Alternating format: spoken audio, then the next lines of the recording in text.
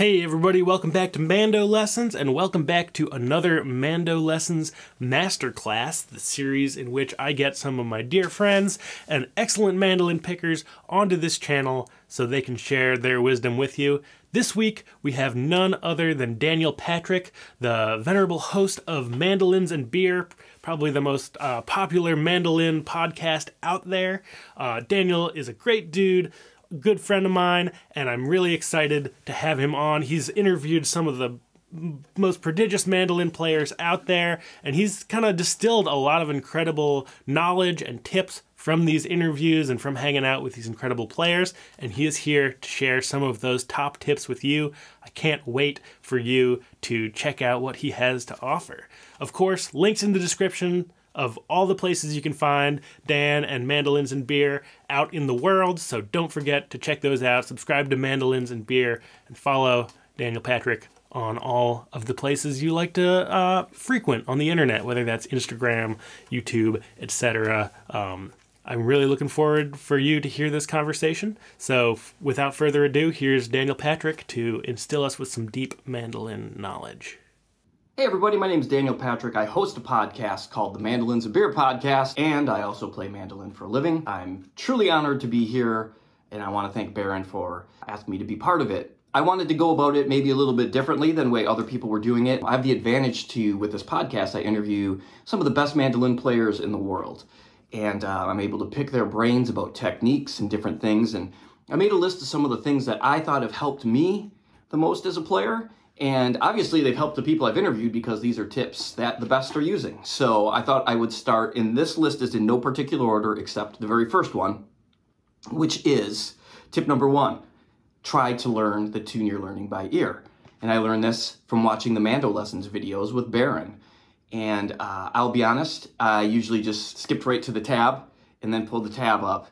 But then I found as time went on, when you start learning a song by ear, it might not be the easiest way to go about it at first, but it is by far the most beneficial.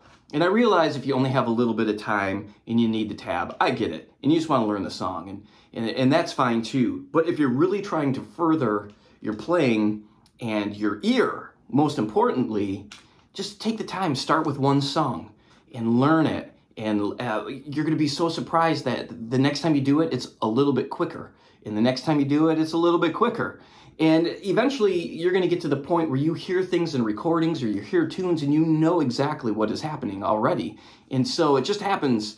You have to do it, and it happens out of nowhere, it feels like. But it's a little bit harder, but 100% worth the effort. Number 2, slow it down. I'm talking about both the recording and your playing. Some of the best players in the world when they're learning something. Jake Jolliffe, for example, is a great example of this. The guy can play Charlie Parker and Coltrane things like nobody's business. And how he does it is he slows the recording down sometimes 50% and even down to 40% to learn the notes, the nuances, the phrasing, all those little important things that make you a unique player and a better player, and how you pick up the vocabulary and the phrasing.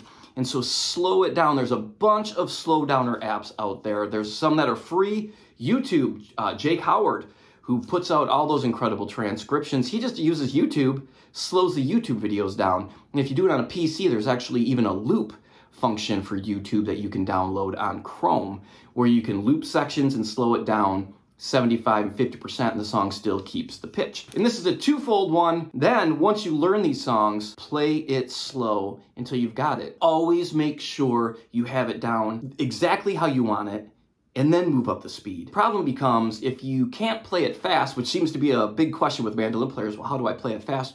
You have to learn it slow. There's like no magic button for this. You know, you might be able to play it fast, but if you were to listen to it, it might be a little bit sloppier than you think. You're like, well, why don't I sound like this person? Or why doesn't it sound like this? Or it doesn't sound right. Well, slow it down and listen to it that way.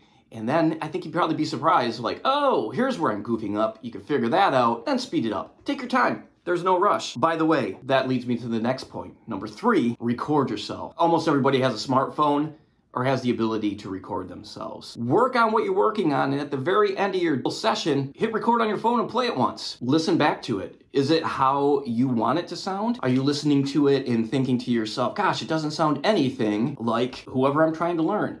Well, why is that? You know, what is it that doesn't sound right? You can analyze yourself really, really easily.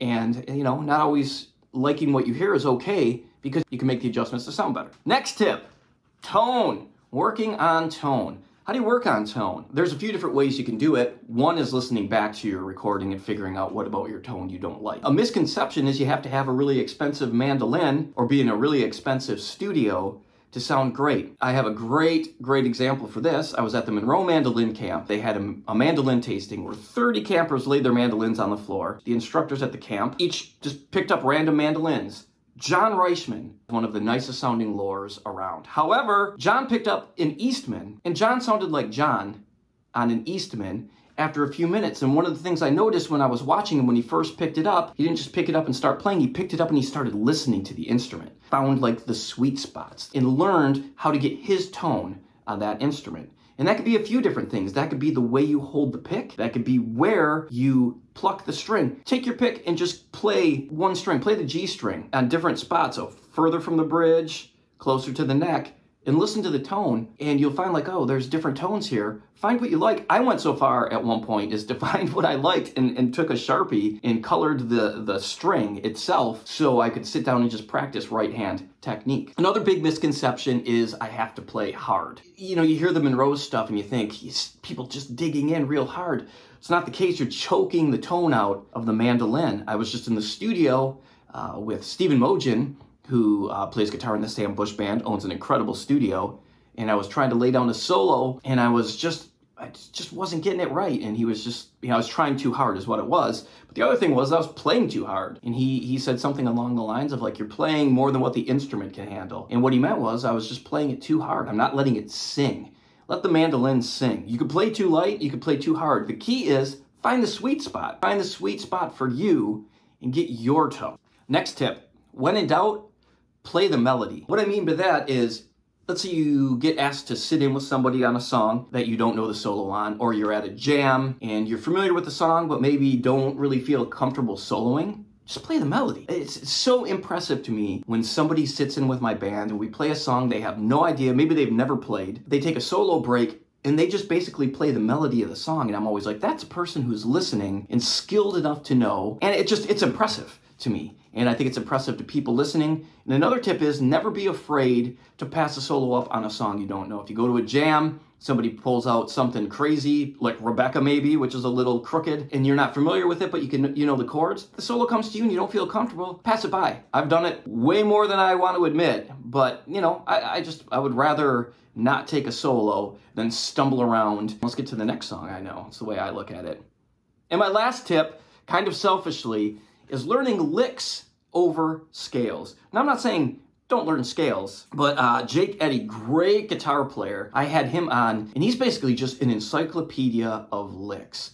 And he learns all these incredible licks, and when he's playing songs, he's just pulling from licks. He's not worried about the scale. He's worried about if he's in a song in A, and he's playing over the D chord, or maybe an F sharp minor, he's referring to a lick he knows over those chords. So he's just going back to a song he's learned, taking that lick, placing it there, which is something I have right now on my Patreon, or you can email me as well if you want to get a copy of this. But I've got a project I'm working on called the 365 Project, and it's book 1 right now, and I've just broken down a bunch of solos, tabbed them out. However, I've also recorded the audio for each one of these licks, and I broke every one of these solos down by licks. If you just learn this, if you only have a few minutes a day and you don't know what to work on, just take 10 minutes to learn one of these licks. And if the song has 16 bars, you learn 16 bars of licks. And in some cases, you know, it's 2 bars in one if they're a little bit shorter, going for 8 notes. However, learn these licks, build a vocabulary. 1, when you get to the end lick of that solo, you've learned an entire solo. And 2, you've got these different licks now to pull out for all different songs, and you can connect all these licks. So anyway, that's my pitch on that. If you want to join my Patreon, that'd be great. Email me. I can also get you a PDF copy of this and also the sound files. And listen to the Mandolins and Beer podcast. So thank you so much to Baron for having me. It's been a true pleasure. Baron's one of the best, man. The resource that he has, I have used so many times. So thank you so much. It's an honor. Cheers, everybody.